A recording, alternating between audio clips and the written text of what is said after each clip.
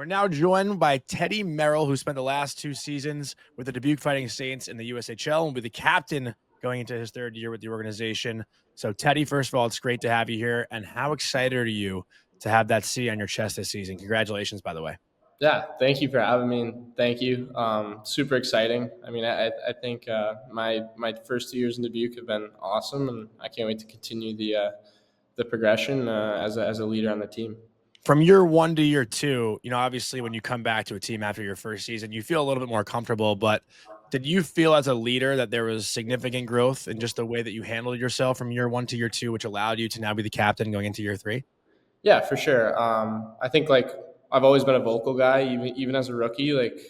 I did my best to kind of bring a lot of energy to the bench.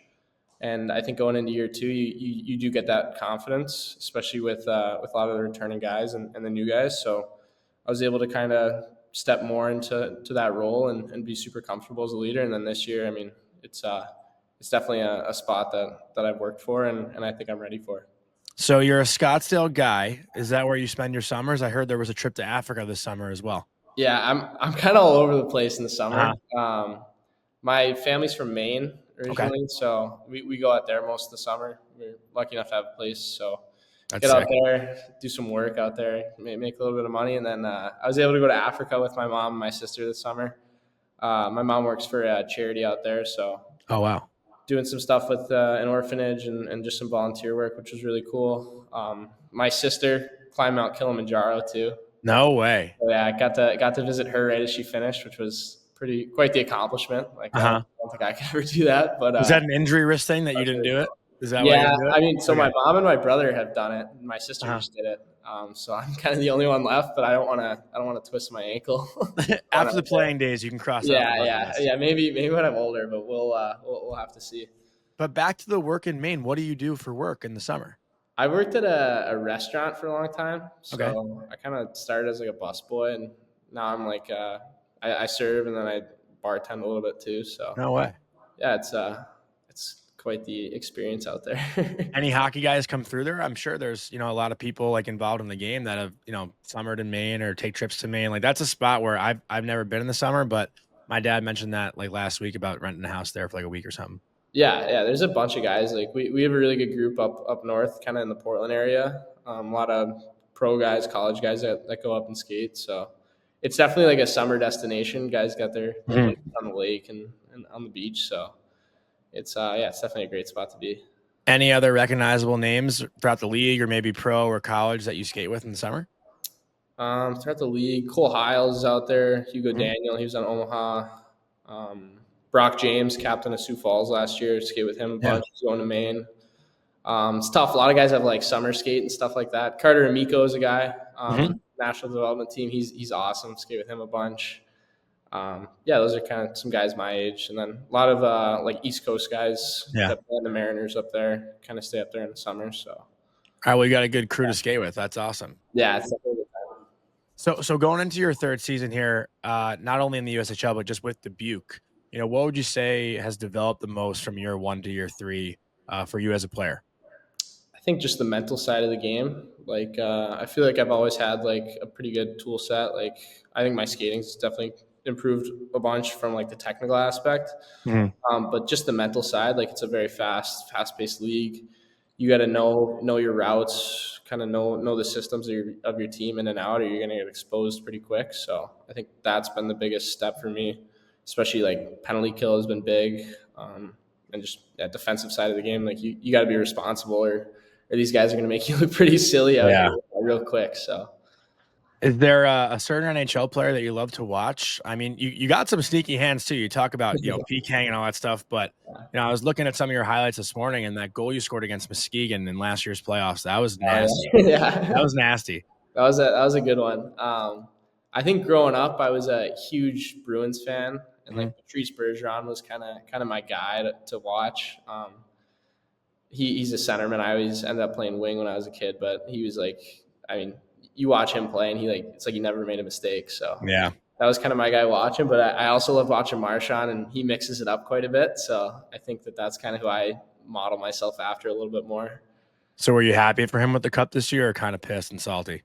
It was a little bit of both. I was happy to see him win. I mean, you can't be mad at a guy like that, like what he did for the Bruins for so long. And yeah, I was happy to see him get that. I mean, he was so good on that playoff run too. Like Yeah, it's pretty cool to see.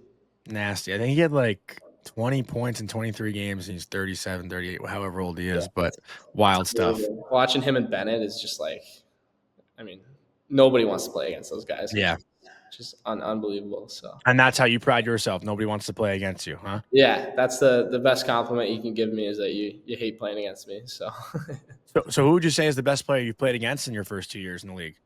best player I played against.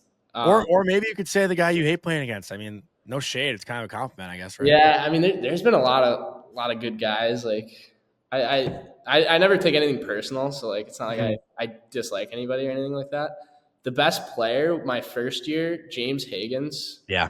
He's actually I played it, or I was a year above him at Mount St. Charles. Mhm. I've known him and his family quite a bit. Played with his brother. That weekend that he had here in Dubuque, I think he had like 8 points in 2 games. Like it was that was pretty fun to watch. Not fun to play against though, Mhm. as you can imagine. So that's probably the first guy that comes to mind. It's fun about junior hockey too. Like I feel like everyone kind of knows each other or knows of each other. And sometimes when a guy like that has a weekend like that, it's like, okay, he's sick. You know what I mean? Like you're kind of just like fans of each other at some points too. It is funny because like some of the guys on our team were like dogging him a little bit, like, oh, this kid's not that good. And I'm like, he's pretty good. Like we might want to like guard him a little tighter tonight. And they're like, we got him. Does that. So, but yeah, it's tough to be on the other end of it, but I think we split the series, so it wasn't all bad. Not too bad. Not too bad. You got to find the positive somehow. Yeah. But Ted, you committed to Colgate in February 2024, so a little bit over a year now that you've been committed there. Just curious, what went into the decision? Like, what made you fall in love with that school? Obviously, a brand new rink, which is beautiful and a great conference. And how like you felt about your commitment now, a year later, and taking this last year before you step into school. Yeah, I think kind of my recruiting process was a little different than a lot of guys. A lot of guys kind of get recruited 15, 16 years old, 17 even.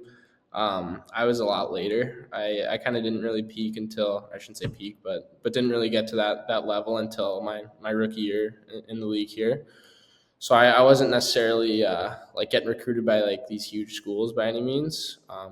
But when I started to get phone calls, my family, my agent, everybody's kind of saying like, go who wants you the most, and who's going to believe in you, and kind of just give you the reins. I wanted to go somewhere where I could trust a good staff. Like credit to Colgate staff, like they've treated me like family ever since they started recruiting me. So that was kind of the big factor going in there. I just want to go somewhere where I can trust. Similar to what I've experienced in Dubuque, like everybody here that I've played for is like family at this point. So that's what I was looking for.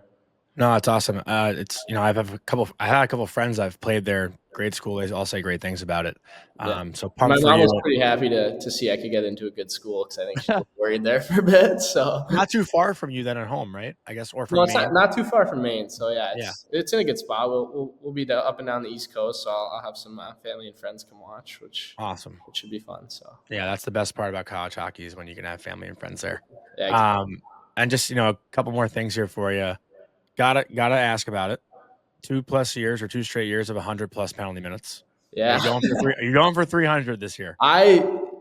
It's funny because like I don't look at that at all during the year. Like I think most of the penalties I take are usually like with physicality. They're not like big penalties. So I'll just kind of like I'll be like, oh, I'm like not racking them up too much, and then somebody will like send me a text at the end of the year, be like, you just hit 100. I'm like, what? Like, how's that even work? But no, 300 might be pushing it, but try to dial it back a little. Just stay out of the box a little bit more. But if I have to stand up for somebody, like I'm obviously not shy to do that either. I was gonna say, I mean, the penalty minutes have kind of. I don't think they've really followed you until you stepped into the USHL. Like, looking at your elite prospects, there wasn't much there, and then all of a sudden things changed a little bit. Yeah, I mean, I think like when I was younger, I always stirred it up a little bit, but I wasn't necessarily throwing haymakers. But I kind of did what I had to do to make Dubuque as a rookie, and And that's been something I added to my game since I started junior hockey, which it's it's it's fun. I mean, I enjoy Mm, it. Like yeah. it is what it is. So Always got to adjust. yeah. So last thing for you, what would you say is your favorite part about playing the USHL or favorite, road environment, stuff like that? I mean, just the guys that I've met, like all my teammates have been so awesome in my time in Dubuque, and it's just, I mean, it's such an unbelievable league. You get to meet so many great people. Just going on the road, like we're like brothers here in Dubuque, especially. Like if we're not at the rink hanging out, we're grabbing lunch or we're going over to a guy's house to play poker and do all the fun stuff. So it's just the camaraderie is definitely my favorite part of playing in the USHL and everything.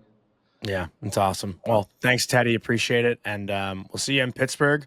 yeah, Best of luck in training camp and stuff. And awesome, yeah, we'll talk to you soon. perfect. Thank you. Great meeting you. You too.